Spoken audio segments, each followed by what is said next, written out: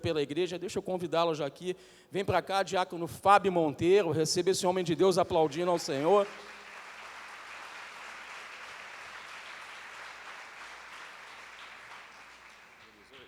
Eu já queria adiantar que não foi fácil para o Fábio estar aqui hoje. Fábio, assim como eu, recebeu essa vacina. Não pela idade, já está tentando me corrigir. Eu também não recebi pela idade, eu não entendi muito bem, né, esse comentário. Nós somos da área de saúde, é verdade. Mas ele teve muita reação, mas nós colocamos diante do Senhor a vida do Fábio e nós acreditamos assim, cremos que Deus vai fazer uma grande obra na nossa vida nessa manhã. Mas que tal você levantar suas mãos como igreja? Vamos abençoar a vida do nosso amigo, do nosso irmão diácono Fábio. Pai, em nome de Jesus, nós abençoamos o teu filho. Muito obrigado pelo restabelecimento dele, Senhor, por essa oportunidade que o Senhor nos dá de ouvirmos mais uma vez, Senhor Deus e Pai, a ministração da tua palavra. Pai, que tu possas continuar, Senhor Deus e Pai, trazendo a plena recuperação sobre a vida do Fábio. E mais do que isso, Senhor Deus, nós liberamos uma palavra, Senhor Deus e Pai, profética sobre a vida dele, que haverá, Senhor Deus, uma liberação de uma palavra revelada, de uma palavra, Senhor Deus e Pai, de ensino sobre a tua casa, através da vida do teu filho. Nós te pedimos, Senhor, usa o teu filho mais uma vez nessa manhã, e aqueles que recebem, aqueles que creem, digam amém. Deus abençoe, meu querido diácono Fábio. Bom dia, irmãos, graça e paz. Acho que o retorno não está... Espero que vocês estejam bem. Já cumprimentou a pessoa do seu lado aí, dando pelo menos um tchauzinho para ela, já que você não pode abraçar. Pastor Jailson me fez esse desafio. Realmente essa semana não foi uma semana tão fácil, mas até aqui o Senhor tem nos ajudado, amém? Antes da gente dar início aqui à aula, cadê os adolescentes? Estão aí? Ih, que isso? Até a terceira idade está melhor que isso. Cadê os adolescentes? Fica de pé, os adolescentes. Cadê? Não tem adolescente? Ah, tá. Semana que vem, sábado, dia 1º de maio, às 19 horas, nós vamos estar dando a continuidade naquilo que o diácono Márcio e a diaconisa Tati estavam trabalhando com vocês. Vai ser nossa primeira reunião. E aí eu queria também estender esse convite aos pais dos adolescentes. É importante que não somente os adolescentes estejam aqui, mas os pais, para a gente poder conhecer quem são vocês também. Quantos vão estar aqui? Cadê os pais? Só tem isso, pai de adolescente? Ah, tá. Amém? A Bia, cadê a Bia? Faz aquela arte bonita, começa a colocar no Instagram, divulgar aí pelos grupos. Beleza, Bia? Então, sem mais delongas, irmãos, nós vamos falar hoje sobre despertando a verdadeira adoração. Eu já dei uma aula aqui uma vez sobre isso, não sei quantos estiveram. Quem esteve aqui naquela época vai reforçar essa aprendizagem e quem não esteve vai poder aprender. É claro que é um assunto amplo, a gente vai ter que gastar um pouquinho de tempo, a gente vai ter que mergulhar nas escrituras, vai ter que fazer um passeio ao longo da história, mas eu tenho certeza que você vai sair daqui com a sua vida edificada, transformada, entendendo o propósito pela qual ela foi criada. Sem mais delongas, abra sua Bíblia comigo no Evangelho de João, capítulo 4, versículo 20. Evangelho de João, capítulo 4,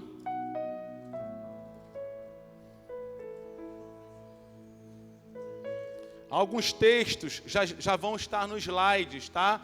No slide para que a gente possa ganhar tempo nessa ministração. Todos acharam? Beleza? Eu vou ler então aqui porque fica mais fácil para mim. Quem sabe quando passa dos 40 tem que usar esses recursos. Diz assim: nossos pais adoraram neste monte, e vós dizeis que é em Jerusalém o lugar onde se deve adorar. Disse-lhe Jesus: mulher, crê-me que a hora vem, e que nem neste monte nem em Jerusalém adorareis o Pai. Vós adorais o que não sabeis, nós adoramos o que sabemos, porque a salvação vem dos judeus, mas a hora vem e é agora em que os verdadeiros adoradores, diga verdadeiros adoradores, adorarão ao Pai em espírito e em verdade, porque o Pai o quê? Procura a tais que assim o adorem. Deus é espírito, importa que os que o adorem em espírito e em verdade. Todo mundo conhece esse texto aqui, e ele é interessante, porque ele trata de uma mulher samaritana, que foi tirar água no poço de Jacó. Quando você vem um pouquinho mais para trás, no versículo 4, Jesus disse o seguinte, que era necessário passar por aquele local. Jesus está com os discípulos, e Jesus fala assim, ó, para um pouquinho, porque é necessário passar num determinado local. Quando Jesus chega naquele tanque, se aproxima uma mulher. O que Jesus procura? Verdadeiro, amado, não é adorador. Se você for procurar nas escrituras, até demônios adoram. Tem textos que Jesus expulsa demônios e eles começam a adorar. Nem sempre a adoração é verdadeira, é isso que a gente vai entender. Senão o texto diria que Jesus procura adoradores. Não. Eu vou te falar além disso, ele não procura nem adoração. Ele procura verdadeiros adoradores. Adoração ele tem no céu o tempo inteiro. Ele procura de mim, de você, que isso flua. Ele procura verdadeiros adoradores. Então Jesus chega naquele poço, está sozinho, se aproxima de uma mulher samaritana. Se você for ver ao longo da história, os samaritanos não se davam com os judeus. Aí é uma outra aula, um dia a gente fala sobre isso, né, pastor Jair? E aí Jesus pede água para aquela mulher e ela fala, mas como sendo você um judeu, você vem pedir água para um samaritano? E ali ele começa a discorrer um diálogo com aquela mulher. E ela fala, Jesus, você quer água de uma samaritana? E Jesus fala, olha mulher, se eu te desse água, você nunca mais teria sede. Pelo contrário, do teu interior fluiriam o quê? Isso às vezes me leva a pensar, sabe, Ana? Quantas músicas, quantas vezes a gente fala, Senhor, eu estou com sede de Ti. Eu sei que é uma força de expressão, mas o que a Bíblia diz que nós não teríamos sede. Pelo contrário, do nosso interior fluiriam rios de água viva. Se vivemos com sede, talvez estejamos bebendo água no poço de Jacó. E aí Jesus, naquele diálogo, começa a perguntar pelo marido dela, e ela fica sem graça. Jesus fala, você já teve vários, e esse que você tem é meio estranho, parece que não é seu. E ela fala, olha, Jesus, eu vejo que você é profeta. E daqui a pouco eles entram nesse texto sobre adoração. Para perceber algo, irmãos, essa mulher era uma pecadora. Ela estava literalmente em adultério, com a vida toda errada. Mas do coração dela tinha um desejo de adorar. Quantos entendem o que eu estou falando? Ou você acha que Jesus muda o percurso dele, ou você acha que Jesus muda o trajeto dele à toa. Não, o que faz Jesus parar, o que faz Jesus mudar o trajeto, o que faz Jesus mudar a direção, é quando ele encontra um coração que quer adorar. Quando você é um verdadeiro adorador, Deus muda até os planos, Deus muda a agenda, Deus muda as circunstâncias para te encontrar. Por quê, Fábio? Porque ele procura um verdadeiro adorador. E aí essa mulher, ela começa a questionar Jesus, ela diz, Jesus, os nossos pais adoravam nesse monte, mas os judeus diz que em Jerusalém é o lugar em que deve adorar. Ela queria adorar, ela queria saber onde se adorava. O local é nesse monte ou é em Jerusalém? Aí Jesus dá essa resposta, mulher, crê-me que a hora vem que nem nesse monte e nem em Jerusalém adorareis o Pai. Ouça algo muito tremendo, irmão. As maiores revelações da palavra Jesus não deu para os apóstolos. Os discípulos não foram as pessoas que receberam as maiores estratégias e revelações. Não foram as pessoas que caminhavam ao lado de Jesus, porque nem sempre quem estava ao lado de Jesus tinha um coração adorador. Ele revela uma das maiores estratégias de Deus para o homem, porque foi para isso que nós fomos criados. Sabe para quem ele revela, pastor? Para uma mulher pecadora.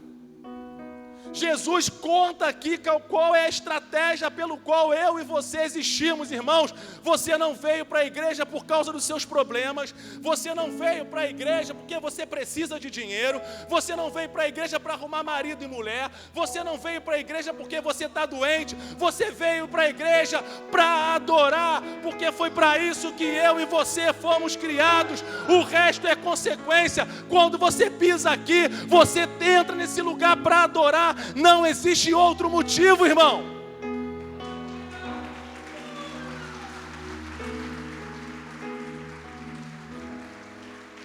Já está passando os efeitos colaterais, acho que é a unção. E aí Jesus fala para aquela mulher, ela queria saber aonde, e não era onde, era como. A gente viveu um tempo que era assim, né? Onde que deve se adorar? É no púlpito, é lá embaixo, é de costas, é de frente, é de joelho. Não, Jesus está falando que não é assim, irmãos. É como Jesus fala, mulher, é chegada a hora em que os verdadeiros adoradores adorarão ao Pai em espírito e em verdade. Deus nos ensina através dessa mulher como Ele quer receber a minha e a sua adoração. E essa adoração deve ser em espírito e em verdade. E Ele diz, porque o Pai procura os verdadeiros adoradores. Poucas coisas na Bíblia Deus procura, irmãos. Deus procura os fiéis da terra. Deus procura os intercessores, aqueles que se colocam na brecha. E Deus procura os verdadeiros adoradores. Mas Fábio, Deus não sabe onde os verdadeiros adoradores estão? Sabe, mas eu entendo que Ele está querendo dizer que isso parece ser exceção. Se Ele está procurando, porque não é fácil de achar, irmãos, e deveria ser. Eu louvo ao Senhor que anteontem, na quinta-feira, entrou no meu YouTube, não sei como, aquele programa Conexão Gospel, com a Marina de Oliveira, de 1998. Eu falei, como isso entrou aqui? Aí o pastor Moisés e o pastor Ezequiel sendo entrevistado. 1990, pastor Ezequiel devia ter o quê? Os seus 40 e pouquinho, ainda gordinho. E a Marina de Oliveira dizia assim, o projeto Vida Nova tem uma marca. Quem já viu eles adorando? Há uma alegria, há uma graça, há um gozo. Eles começam a adorar, o céu se manifesta, eles começam a adorar. É um ambiente diferente, porque a nossa igreja tem uma marca de verdadeira adoração. Isso não vai mudar. Quem pisa aqui fala isso, o projeto tem um negócio diferente, irmãos.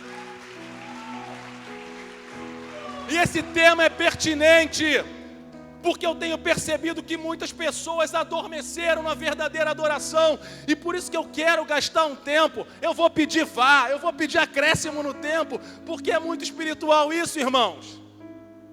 E eu sei que essa manhã Deus vai encontrar aqui verdadeiros adoradores. Eu tenho certeza que Deus hoje está pensando, eu iria fazer algo, mas eu vou fazer outro, porque eu encontrei um coração adorador. Quer atrair Deus, quer fazer Jesus mudar de direção, quer fazer Jesus falar assim, para um pouquinho, que é necessário eu ir até o pastor Jailson, é necessário eu ir até o José, é necessário eu ir até o Silei, mas Jesus, tu vai largar tudo para ir até nele, por quê? Porque eu estou sentindo verdadeira adoração. Passa o slide, irmã. É muita coisa para a gente tentar correr. O que é adoração? O que ela representa para Deus? Porque Deus procura os verdadeiros adoradores. Eita! Tá rápido, irmã? Menos um pouquinho. Seja mais Rubinho Barrichello. Volta um pouco.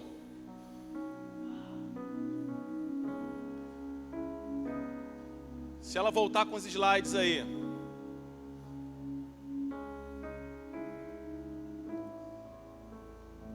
Ó, vai contando o tempo aí, pastor Jailson.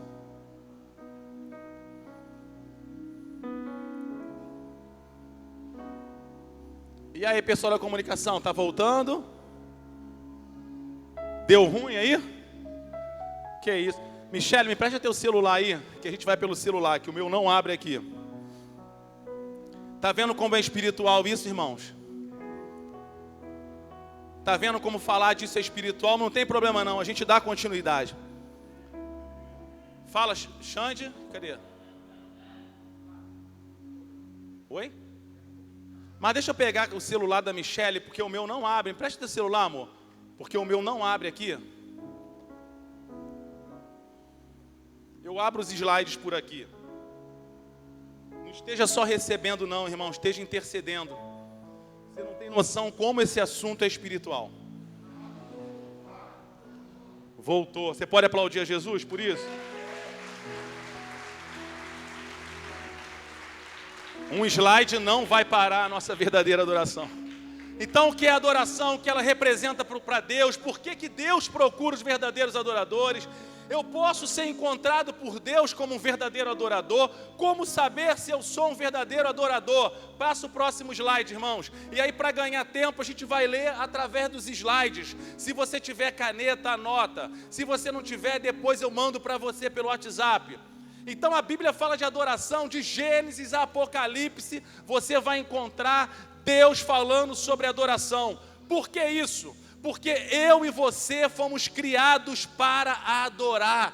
A sua vida, irmãos, você não foi criado para ter apartamento próprio, você não foi criado para ter carro do ano, você não foi criado para ter emprego público, você foi criado para ser um verdadeiro adorador. O resto é consequência. Quantas pessoas viviam literalmente no santo dos santos e foi começando a conquistar, a crescer e foram saindo do santo dos santos, passaram para o santo lugar, saíram para o átrio e hoje nem mais na igreja estão, porque não entenderam o propósito pelo qual foram criados. Irmãos, não interessa se está dando tudo certo ou errado, não interessa se tua vida está fluindo ou não, não interessa se você está curado ou se você está ferido, não interessa se o que você está orando está acontecendo ou não, você tem que entender, independente de qualquer coisa, eu fui criado por um motivo: a adorar ao Senhor.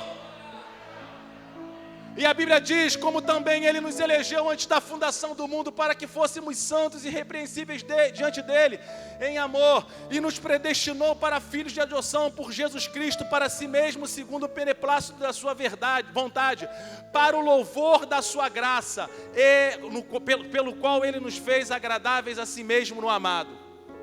Fala para o seu irmão assim: Deus te criou para você adorar. Fala para outro: Deus te criou para você adorar. Pula o slide, irmãos. Agora vamos fazer um passeio ao longo do tempo.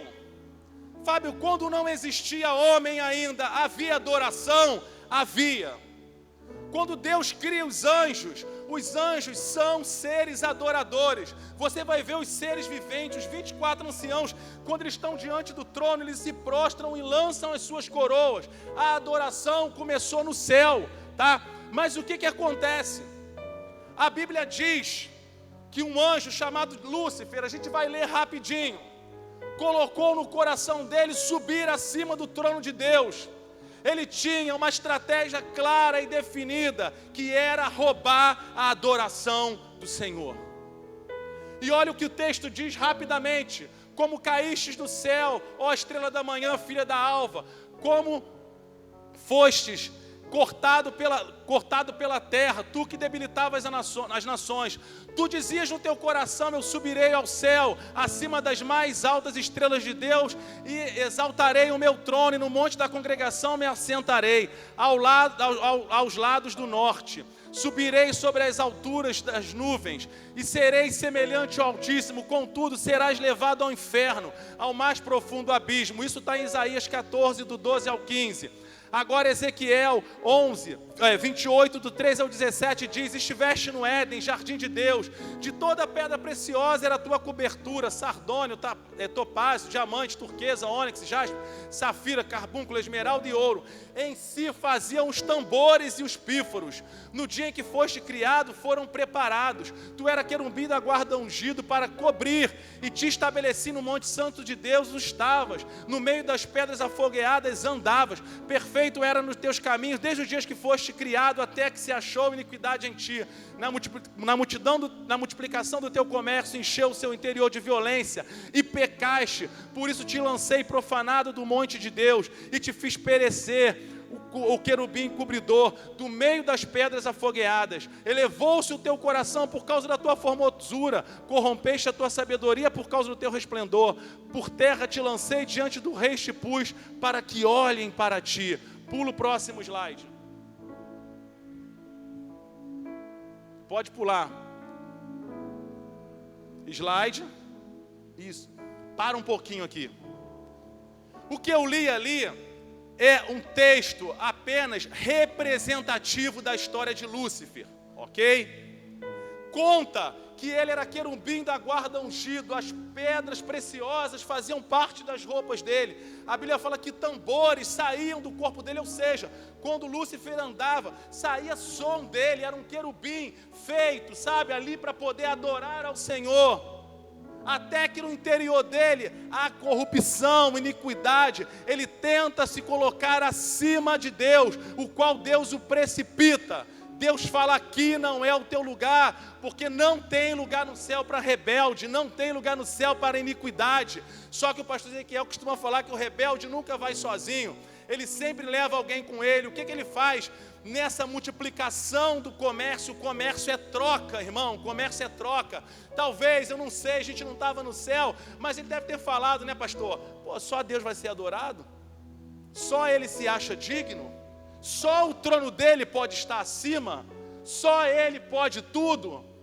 Olha para mim, eu também sou bonito, eu ando nas ruas com pedras afogueadas, eu tenho instrumentos que quando eu ando, eu também mereço adoração, eu também mereço exaltação, eu também mereço um trono acima.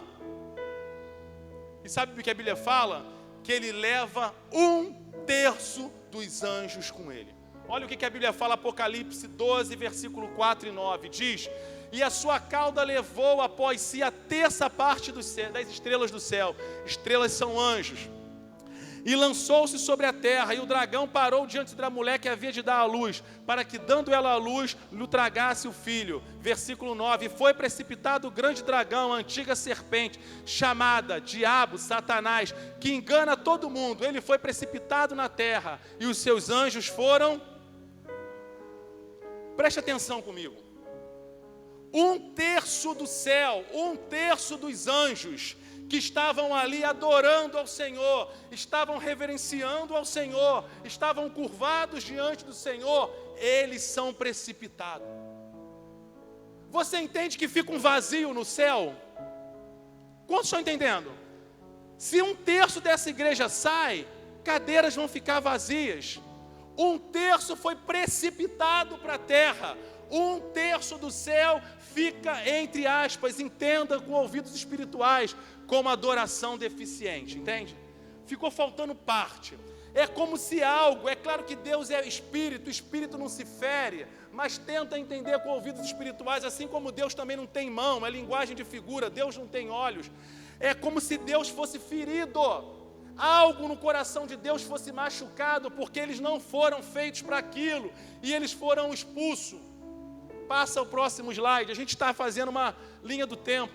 Ele deixou de ser Lúcifer, anjo de luz, e passou a ser Satanás, diabo, adversário, acusador. E ele tem uma tarefa muito definida. Qual é, Fábio? Matar, roubar e destruir? Não. A tarefa dele mais definida, você vai entender à frente, é roubar a tua adoração.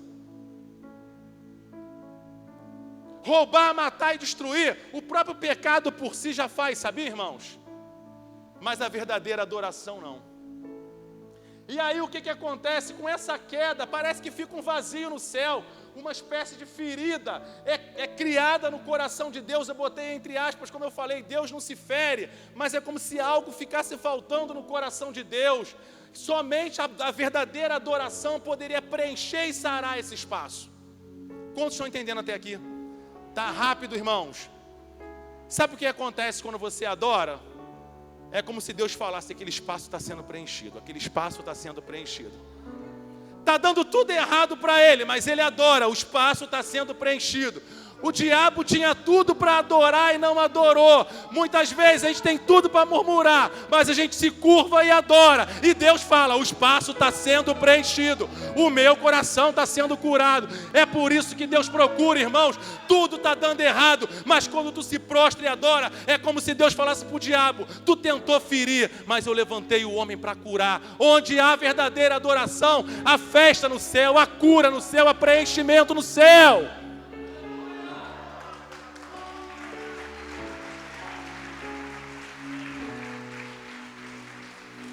Por isso que Deus procura. É por isso que quando você numa situação difícil adora, parece que a presença de Deus vem. É assim ou não é? Lembra, evangelista, uma vez a gente vindo a Rio das Ostras, passando uma porção de perrengue, eu e o evangelista, começamos a exaltar o Senhor, adorar o Senhor. Daqui a pouco a gente é tomado em mistério, fala em língua, só faltava o carro capotar, irmãos. Eu acho que quem passasse do lado da gente não ia ver nem carro, ia ver uma bola de fogo. Sabe por quê? Onde tem um coração adorador, há a manifestação poderosa do Espírito Santo. Por que às vezes o Espírito Santo não se manifesta? Talvez porque falte verdadeira adoração. Pegou pesado, Fábio. Passa o slide. Vamos correr agora. Como a pastora Márcia já deu uma aula tremenda semana passada, eu já pego o gancho. O que Deus resolve fazer então, irmãos? Deus pega e fala o seguinte, Gênesis 1, 2. Deus faz a coisa mais linda, mais poderosa, mais preciosa, a sua criação mais inteligente. Olha para o lado aí e fala para a pessoa, foi você. Mas tu está dizendo que eu sou lindo, irmão, profetiza, fala, irmão.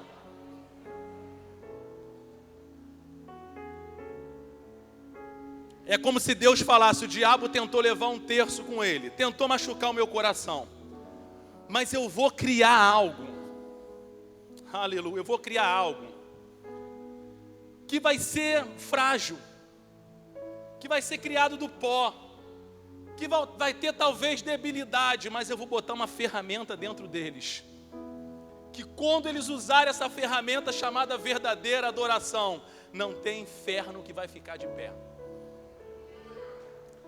E a Bíblia diz, há um grito no céu, façamos o homem à nossa imagem, e conforme a nossa semelhança. Sabe o que o diabo queria?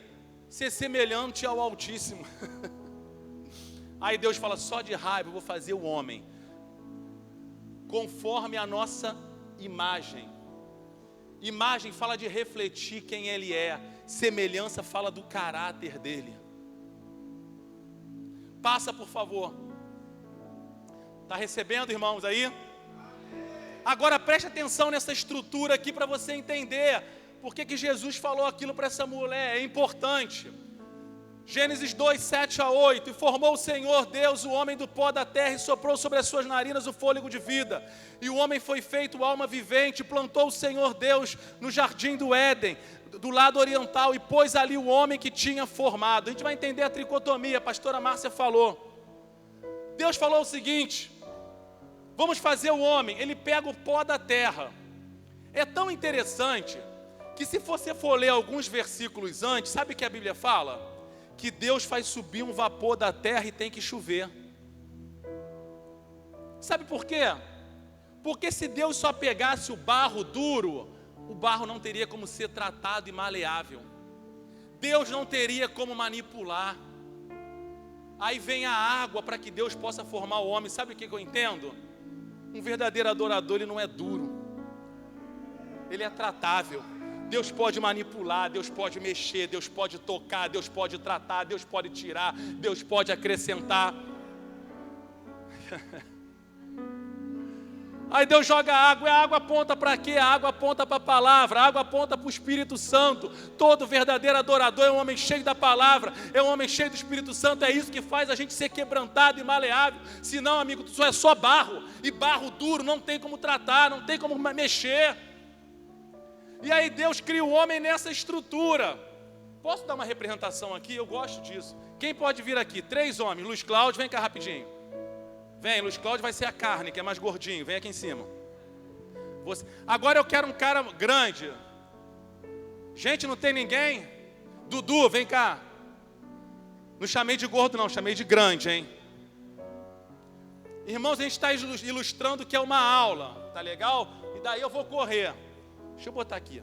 Tu não vai ser mais a alma não, tu vai ser o corpo.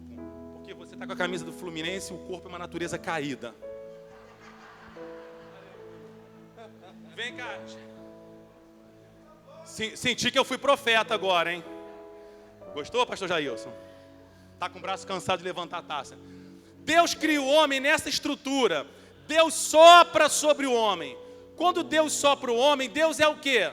Espírito. Sopro é o quê? Vento, ruache. Quando Deus sopra, Deus coloca a natureza dele dentro do homem.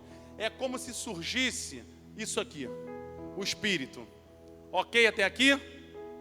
E aí, o homem, Deus começa a pegar o barro e começa a formar o barro. Vem pra cá aqui. E aí, dessa conexão aqui, surge a alma vivente. Fábio, dá uma ilustração para a gente entender melhor. Por exemplo, a lâmpada, ela se não estiver ligada, ela acende. Mas existe o quadro de energia, ok? E quando esse quadro de energia é ligado à lâmpada e você liga o quadro, a lâmpada acende. Então aqui, ó, o corpo é algo inanimado. Quando Deus sopra essa energia, esse fôlego sobre o corpo, surge a alma vivente, a luz. Quantos estão entendendo agora essa ilustração? O homem aqui, irmãos, ele era perfeito, porque era um espírito que habitava num corpo e dominava a alma. Passa o slide aí, irmãos. Rapidinho.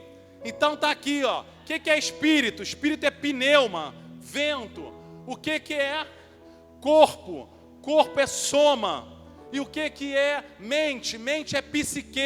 Quando uma pessoa fala assim, essa pessoa está com doença psicossomática, são doenças que acontecem na mente e são refletidas no corpo. Ok aqui ou não? Passa o slide rapidinho. Então o que aconteceu? Gênesis 3:1 até o 7. O homem peca. Quantos lembram dessa história? Que Deus fala que não poderia comer daquela árvore. Certamente no dia que você comer, você vai morrer. Que morte que Deus está falando ali, irmãos? Não era só a física, porque também tinha ali uma palavra do pó viesse, do pó você voltará. Mas a pior morte foi essa morte aqui, a morte espiritual, porque agora o homem seria obrigado a viver nesse universo de alma e corpo. E nesse universo de alma e corpo a gente está roubado. Quando o nosso espírito, gerenciado e governado pelo Espírito Santo, não governa isso aqui, nós somos pessoas carnais. E aí o que acontece? Deus vem e começa a procurar Adão. Deus fala porque na viração do dia Deus encontrava um homem adorador. Na viração do dia Deus tinha comunhão. E Deus procura e fala, Adão, cadê você? Adão, cadê você? Adão, cadê você? E Adão fala, eu tive medo e me escondi. Ou seja, no lugar da verdadeira adoração, nós temos um homem com medo. No lugar da verdadeira adoração, nós temos justificativa. Foi a mulher que você me deu. No lugar da verdadeira adoração, tem um homem tentando esconder o pecado. No lugar da verdadeira adoração, entra a fuga.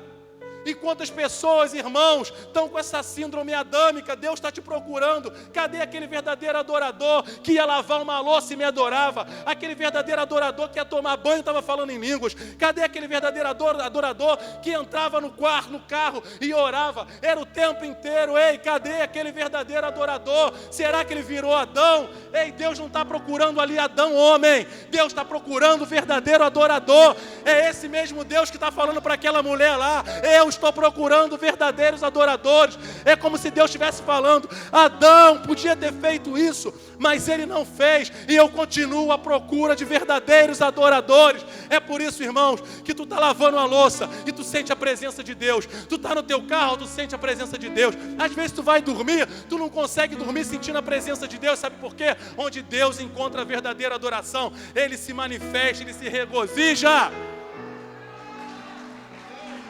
Chega um pouquinho para cá, Espírito. Esse aqui foi o cenário que a gente encontra. Deus, Ele é o quê? E importa que os verdadeiros adoradores adorem. Só que o espírito do homem agora está adormecido. O diabo consegue o que ele queria: corromper a verdadeira adoração. Sabe o que ele queria, pastor Jailson? Fazer com que o homem não fosse despertado na adoração. O cenário aqui, por isso que o tema da aula é despertando a verdadeira adoração. Esse é o cenário que Satanás consegue colocar o homem. Já que eu não pude mais adorar, se eu colocar o espírito deles adormecidos, eles também não adoram. Tem muita gente, irmãos, que adora a Deus só nesse nível aqui. E essa mulher fala: o verdadeiro adorador adorarão o Pai em espírito e em verdade. É algo interior. Mas o salmista diz: Fábio, tudo que tem em mim louve ao Senhor, sim. Porque quando isso surge no teu espírito, você não aguenta. Tu pula, tu salta, tu rodopia. Mas não sempre, nem sempre isso. Você está manifestando adoração genuína, irmãos. Quantos estão entendendo? Aqui está o cenário que o diabo queria: deixar o homem adormecido na adoração. Deus é espírito, ele precisa se conectar com o espírito, para que o homem possa voltar ao estado original. Passa o slide. Rápido, irmãos. O pecado, abre um pouquinho aqui. O pecado abre consequências na vida do homem. Eu já falei, o homem acontece esse cenário, Deus perguntando: Adão, onde você está? Repito, não era uma pergunta só para o homem: cadê você? Deus estava procurando o verdadeiro adorador. Adão, passa, irmão. Vamos acelerar isso aí. O que acontece com a verdadeira adoração? Alguns fatores: queda do homem, morte espiritual. Aí o povo de Deus fica cativo no Egito 400 anos. Esse cativeiro leva esse povo a ter contato com deuses estranhos. Depois esse povo vai para a Babilônia, tem contato com deuses estranhos. Esse povo adora bezerro de ouro. Falta de conhecimento de Deus. Então o que acontece? Deus começa a criar uma estratégia para que pudesse despertar de novo a verdadeira adoração. Deus então levanta Moisés no Egito para libertar o povo, tirar o povo daquele cenário, aquele cenário de uma adoração mista, aquele cenário de quem não conhecia a Deus. Por quê, irmãos? 430 anos no Egito. Esse povo só tinha uma informação de quem era Deus. Quantos entendem? Porque todo mundo de fato que teve uma experiência com Deus vivo já tinha morrido. Tudo que eles sabiam era o seguinte: olha, os nossos avós disseram de um Deus, os nossos tataravós falaram de, mas ele mesmo não conhecia. Tudo que eles conheciam era o seguinte: dizem que o nosso Deus é poderoso, mas o Deus dos egípcios nos mantém escravos aqui. Então Deus pega Moisés para libertar o povo. Deus dá o modelo do tabernáculo para recuperar essa verdadeira adoração. Depois vieram o templo de Salomão, Zorobabel, Herodes. Porém, o desejo de Deus nunca foi habitar em templos feitos por mãos humanas. O tabernáculo era apenas um modelo. Deus não queria átrio, santo lugar, santo dos santos. Hoje o santo dos santos, onde Deus habita, é o teu espírito, é o teu interior. Hoje você não precisa mais de uma vez por ano um sumo sacerdote entrar ali para trazer notícias de quem é Deus. Não, o véu rasgou, você tem acesso 24 horas a esse lugar. A hora que você quiser, irmãos, aí. Quantos estão sentindo a presença de Deus? Sabe por que você sente? Porque o véu foi rasgado. Isso pode acontecer 24 horas, o tempo inteiro, você ser cheio da presença de Deus. Você não depende mais de um sumo sacerdote, porque Jesus foi o sumo sacerdote que religou o homem a Deus e fez um novo e vivo caminho, pelo qual Ele nos consagrou e nos apresentou, dizendo: Pai, agora tem livre acesso para eles adorarem. Livre acesso, a hora que eles quiserem, no local que eles estiverem, da forma que eles quiserem. Pode ser de pé, pode ser de joelho, pode ser de cabeça para baixo. Se for em espírito e em verdade, o Pai recebe. Passa mais um pouquinho, rápido, irmãos. Como resgatar a verdadeira adoração? Junta aqui de novo, rapidinho. Vou fazer rápido, irmão. Eu estou em 50% da aula. Eu vou acelerar, calma. Então, a única forma de Deus começar a recuperar a verdadeira adoração é essa, a saber, o novo nascimento. Quando Jesus dá uma outra revelação para um homem, um único homem, que recebe o maior evangelismo da terra, chamado Nicodemos. Ele era um religioso da época, ele vai à noite escondido ter com Jesus. Jesus olha para ele e fala: Nicodemos, eu estou entendendo que tem um coração que quer me adorar aí. Eu entendo que tem alguém aí sedento de mim, só que tem um negócio antes dessa adoração, Nicodemos. Tem um negócio antes dessa comunhão, Nicodemos. Qual é, Senhor? Necessário você nascer de novo. Porque se não há novo nascimento, Nicodemos, a tua adoração vai ficar no nível do corpo e da alma. E aí você vai chorar com uma música de adoração e você vai chorar com Roberto Carlos. Eu tenho um amigo, irmãos, que ele era meio desligado, ele era meio distraído. Vou contar essa história, rápido. E uma vez nós estávamos na praia e estava tendo um show do Flávio Venturini. A gente não estava no show não, irmãos, estávamos na praia. Mas ele desligado e a música era meio romantizada, com esse ambiente em Lá menor, que cria aquele... E aí o cara começou a cantar: Te amo, espanhola. Ele: Te amo também, Jesus. Ele achou que era louvor e adoração e chorando. Então tem gente que chora, irmão, é só fruto da alma, é só isso aqui, ó. Fábio, mas eu não posso adorar com tudo que há em mim? Pode, mas tem que vir daqui. O que é um novo nascimento, irmãos? O novo nascimento é quando você reconhece Jesus como Senhor e Salvador da tua vida. Abre o teu coração, o Espírito Santo pega esse espírito que estava adormecido, ressuscita esse espírito, e agora esse espírito, ele comanda o corpo, comanda a alma e direciona a tua vida, é influenciado pelo Espírito Santo. Agora quem governa as tuas ações não é mais corpo e alma, agora é teu espírito conectado com o Espírito Santo. Vai lá, obrigado. Passa aí, pode ir lá, obrigado, gente. Pode aplaudir os irmãos aí. Luiz, cuidado para não cair na descida. Passa aí, irmãos. Olha, então o que é um novo nascimento? Resumindo, o novo nascimento espiritualmente é trazer o homem de volta para o Éden. O novo nascimento é o lugar que Deus fala: encontrei o pastor Alain, encontrei o pastor Joelson. O Éden é um local espiritual onde a verdadeira adoração flui. De repente você está hoje em qualquer lugar, mas tu saiu desse Éden espiritual.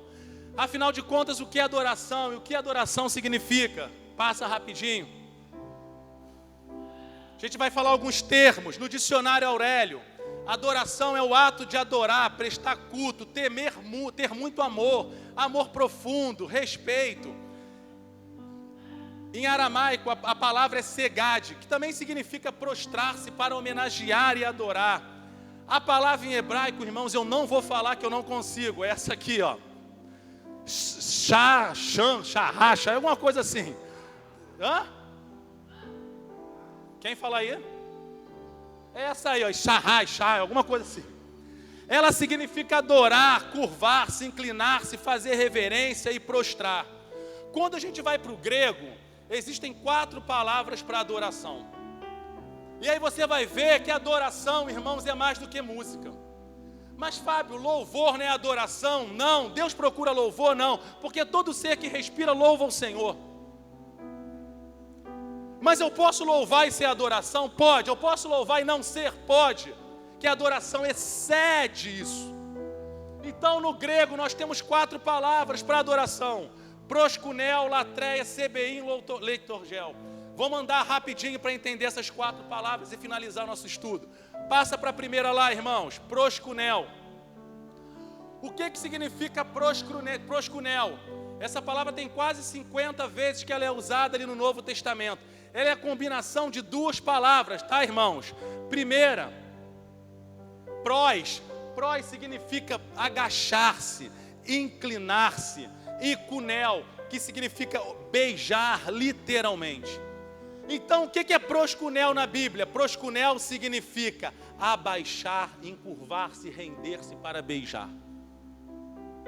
Tem esse episódio na Bíblia que diz assim, Lucas 7, 37 e 38, diz: eis que uma mulher da cidade, uma pecadora, sabendo que ele estava à mesa, em casa de um fariseu, levou um vaso de alabastro com unguento.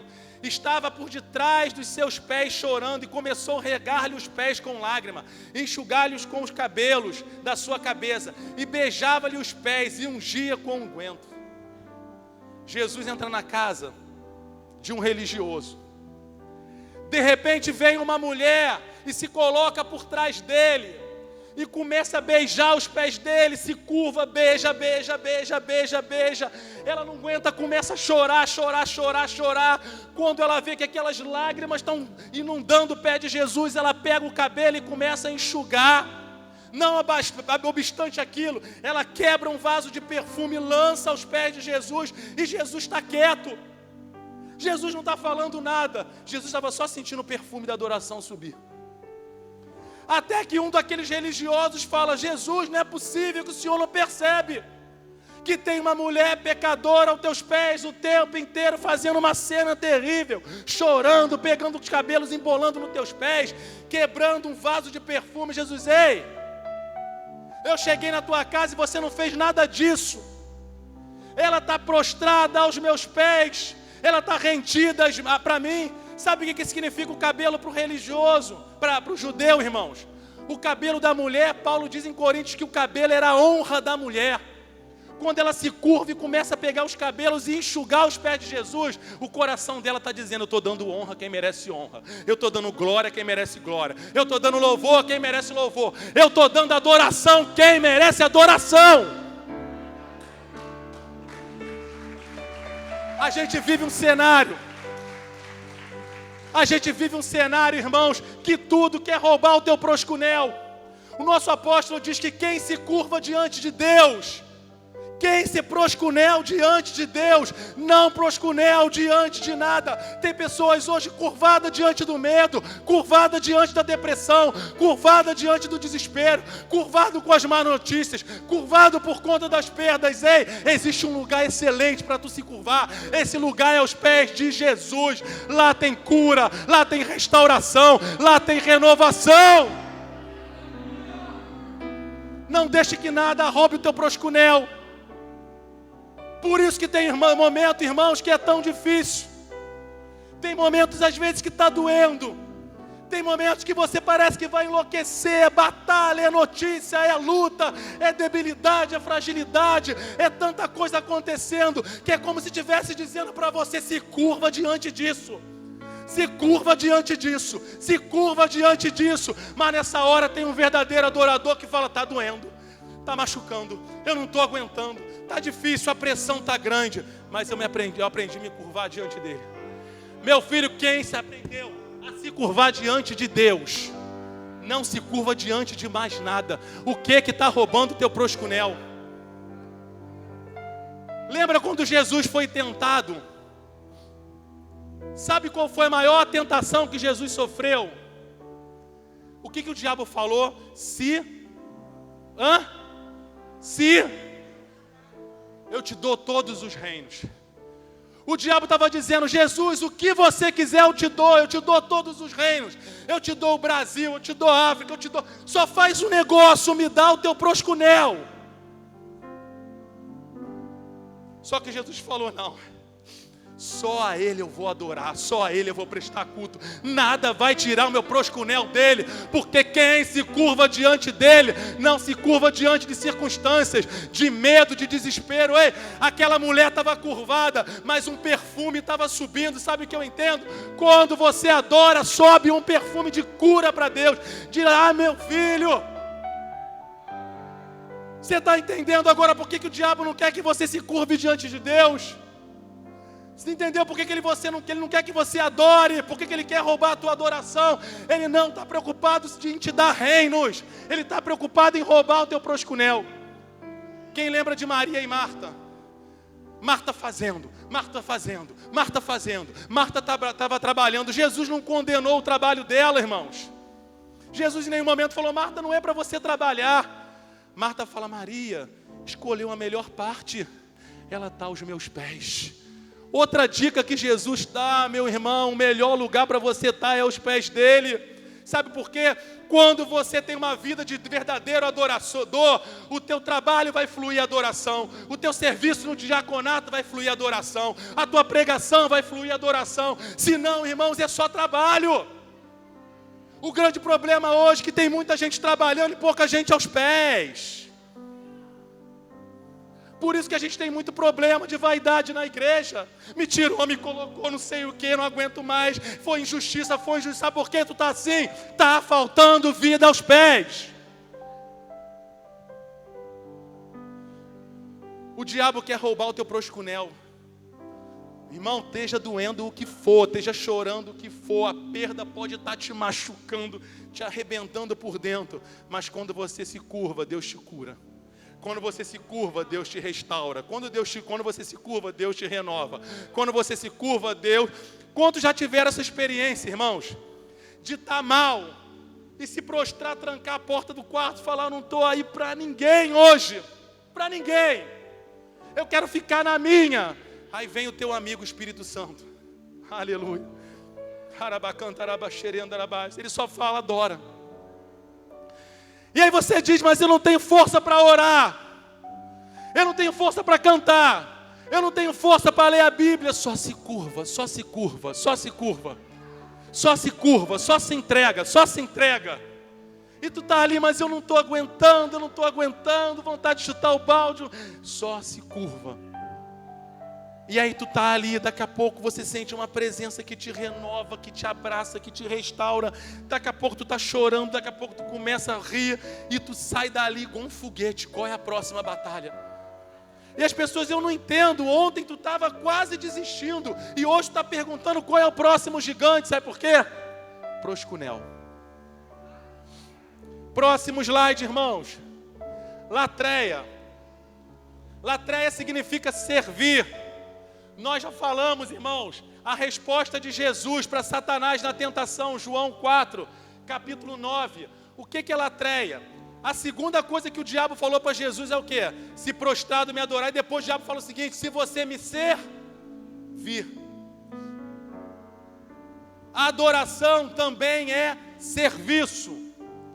Seu significado no grego, no tempos antigos dos apóstolos, era trabalho pago e não pago. Era quase dolo, era quase uma escravidão. Entretanto, a adoração envolve uma disposição de servo. Nós servimos ao Senhor por amor. Quando você serve a Deus, Ele recebe isso como adoração. Mas Fábio, qual é a diferença então do cara que é escravo e para aquele que serve por amor? Êxodo 21, 5, 6 conta uma história. A Bíblia diz que existia uma lei chamada lei do escravo. O que essa lei do escravo dizia, irmãos? Que durante um tempo o escravo trabalhava para o seu senhor. Passado um tempo ele tinha direito à liberdade. O Senhor dizia para ele, você não precisa me servir mais. Você já está livre. Só que aquele escravo não conseguia mais sair de perto do Senhor. Ele dizia para o Senhor, ele dizia, eu sei que eu sou livre, mas a minha alma se apegou ao Senhor. Eu sei que eu sou livre, mas eu estou preso ao Senhor. Aí aquele senhor pegava uma argola, colocava uma argola na orelha desse escravo e dizia, esse aqui continua me servindo, mas não como escravo, ele me serve por amor. Nós somos livres, mas há uma argola, uma aliança aqui nessa orelha, dizendo, nós somos servos do Senhor, porque nós servimos, porque somos apaixonados. Mas você não é livre, sou livre, mas por que tu continua apegado a Ele? Por amor. Quando Deus entende que o teu serviço é porque você o ama, Deus recebe isso como adoração. Próxima. Sebeim. Sebeim está ligado a temor a Deus. Sebeim é um termo em grego que você quer agradar a Deus em tudo. Quantas situações você já teve na tua vida que tu falava assim, não é errado eu fazer isso, eu até posso fazer isso, mas eu não vou fazer. Mas por que tu não vai fazer se é lícito? Porque eu sei que isso vai desagradar o Senhor. Amado, quando você tem um desejo no teu coração de agradar a Deus acima de todas as coisas, Deus recebe isso como adoração. Quando você tem o direito de murmurar e sabe que a murmuração não vai agradar, Deus recebe isso como adoração. Então quando Deus te olha e vê em você uma pessoa que quer agradá-lo em tudo, talvez isso aí seja, talvez, não sei, a maior questionamento da vida de todo crente. Eu vou fazer isso, será que Deus está nisso? Eu vou fazer aquilo, e se não for da vontade de Deus? Quantos já passaram por isso? Eu vou fazer isso, mas será que Deus vai se agradar? Será que essa é a vontade de Deus na minha vida? Sabe que Deus está olhando para você? Ele está me adorando. Ele só quer me agradar. Ele só quer fazer a minha vontade. Deus recebe isso como adoração. Não se culpe quando esses questionamentos vêm.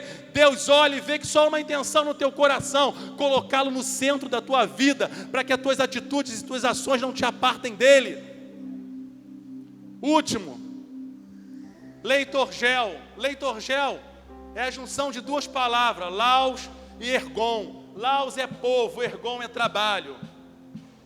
Quando você trabalha em prol do povo, da igreja, Deus recebe isso como adoração. Quando você vai visitar alguém, sabe, Ana? Ninguém sabe que tu foi fazer uma visita. Isso não entrou na agenda da igreja. Ninguém te elogiou no púlpito.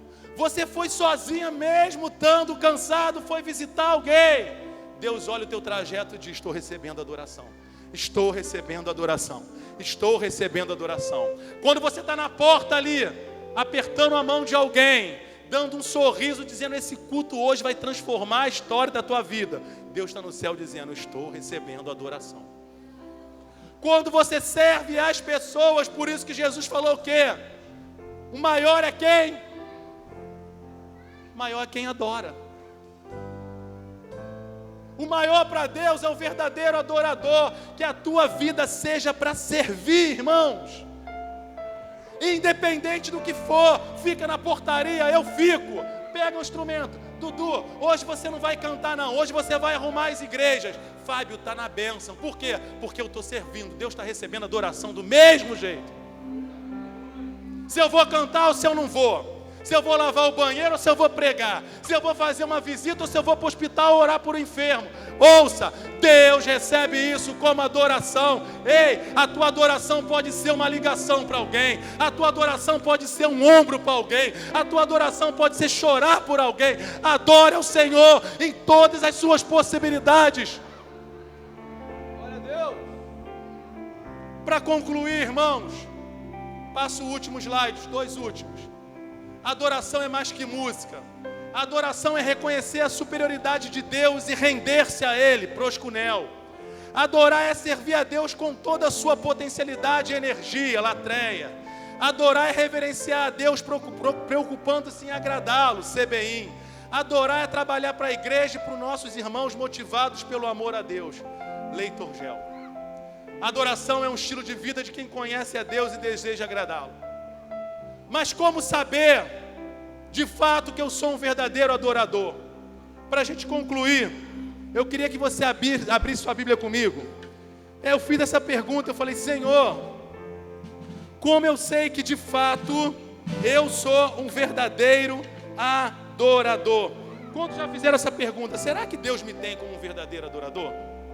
Quantos já pensaram nisso, irmãos? Será que de fato eu sou um verdadeiro adorador? Abra sua Bíblia comigo em Salmo 115. Se puder colocar aqui na tela, eu queria ler para o pessoal. Foi isso que o Espírito Santo ministrou ao meu coração, quando a gente pode olhar para a gente e dizer: de fato, Deus me encontrou como um verdadeiro adorador. Salmo 115, irmãos, na tela, por favor. Comunicação, coloca o Salmo 115 na tela aí, por favor.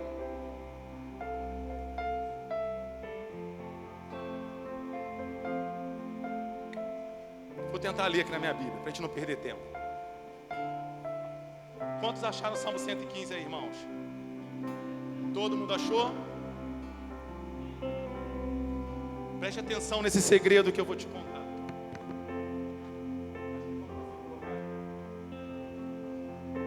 Salmo 115. Eu fiz essa pergunta para Deus: Deus, como eu sei que eu sou um verdadeiro adorador? Não a nós, Senhor, nenhuma glória para nós, nenhuma glória, mas ao Teu nome, por Teu amor e por Tua fidelidade. Porque perguntaram às nações: onde está o Deus deles? Continua: o nosso Deus está no céu e pode fazer tudo o que lhe agrada. Versículo 4: Os ídolos deles, de prata e de ouro, são feitos por mãos humanas. 5, vamos rápido. Tem boca, mas não podem falar. Tem olhos, mas não podem ver. Tem ouvidos, mas não podem ouvir. Nariz, mas não podem sentir cheiro. Tem mãos, mas nada podem apalpar. Pés, mas não podem andar. E não emite som algum com a sua garganta. Tornam-se como eles, aqueles que fazem e todos os que neles confiam. Continua aqui. Depois a gente vai ler o 9. Olha o que o Espírito Santo me mostrou através desse texto, quando eu perguntei: Senhor, como eu sei que eu sou um verdadeiro adorador? Alguém já se perguntou isso? Será que Deus está me achando de fato como um verdadeiro adorador? Deus me levou a esse texto, porque esse texto fala que existem pessoas que adoram a deuses que têm olhos, mas não veem, têm boca, mas não falam, têm ouvido, mas não ouvem, têm mãos, mas não tocam. E a Bíblia diz o seguinte: quem confia e adora esse tipo de Deus se torna como eles. Eu falei: epa, há um segredo na adoração. Qual é o segredo? Aquilo que eu adoro, eu me torno parecido. O salmista está dizendo: se ele não tem olho, você não tem olho. Se ele não tem boca, você não tem boca. Se ele tem ouvido e não ouve, você não. Porém, se aqueles que se curvam diante desses deuses se tornam como ele, se você se curva diante de Deus, tu se torna como ele. Como que eu sei então, Fábio, que eu sou um verdadeiro adorador? O meu casamento vai refletir Cristo. A minha criação com meus filhos vai refletir Cristo. A minha submissão à liderança reflete Cristo. O meu trato com meus funcionários reflete Cristo. O meu quebrantamento reflete Cristo. As minhas palavras refletem Cristo. Por quê?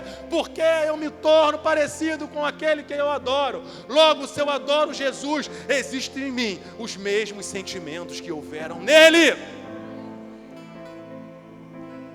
Você é um verdadeiro adorador? Olha para o teu casamento. Teu casamento reflete Cristo? Olha para os teus filhos, reflete Cristo? Olha os teus liderados da igreja, reflete Cristo? Olha teus funcionários, olha a tua empresa. Ei, se você é um verdadeiro adorador, a tua vida reflete Jesus. Continuando ali, versículo 9. Podem começar a tocar.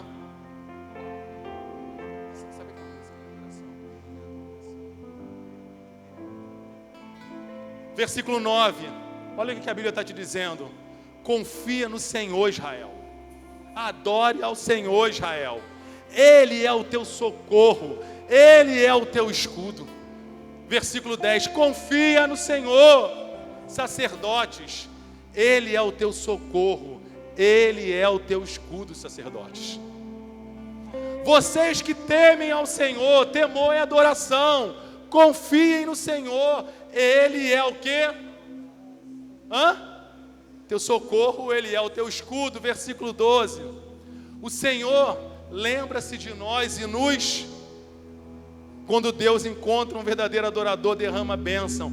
Ele abençoará os israelitas, abençoará os sacerdotes. Continua. Abençoará os que temem ao Senhor. Temor é... Lembra que eu falei? Temor é adoração. Ele diz: Ele abençoa os que o temem, do menor ao maior. Onde tem adoração, existe a bênção de Deus sobre todos. Que o Senhor os multiplique. Multiplique vocês e os seus filhos. Onde há verdadeira adoração, há multiplicação. Por isso que Deus está despertando essa igreja, porque nós vamos nos multiplicar, mas que seja uma multiplicação vinda de uma adoração, que esse lugar seja irresistível. Mas Fábio, é possível um pecador passar ali na frente e ser atraído para esse lugar? Sim, porque a samaritana foi, a mulher com fluxo de sangue foi, Zaqueu foi. Hoje existe muita mídia porque falta muita adoração. Sejam vocês abençoados pelo Senhor que fez os céus e a terra. Os mais altos céus pertencem ao Senhor, mas a terra Ele confiou a nós. Sabe o que Ele está dizendo, pastor? No céu tem adoração. Ele está aqui na terra, ó. Eu estou procurando é aqui na terra, ó. Eu estou procurando é proscunel aqui na terra. Quem se curva, quem adora, quem me beija, quem chora aos meus pés, quem não quer sair desse lugar. Eu estou procurando aqui na terra alguém que eu libertei, era escravo, é livre, mas tem uma aliança, não se desapega por mim por nada. Eu estou procurando aquele que quer me servir por amor. Eu estou procurando aquele que quer servir as pessoas, porque entende que servindo está me adorando. Continua para a gente encerrar. Os mortos não louvam ao Senhor. Não existe adoração para quem já morreu. A adoração Deus está esperando. Quem está vivo aqui? É de você que Ele está buscando isso, irmãos. Tampouco dos que descem à sepultura do silêncio. Acho que é o último agora. Mas nós, fala assim, nós bendiremos ao Senhor, desde agora, para sempre. Fica de pé e declara esse versículo, mas nós bendiremos ao Senhor, desde agora, para sempre. Eu queria que você nesse momento agora, desce o teu proscunel, irmão. Se você quiser vir aqui para frente e se render,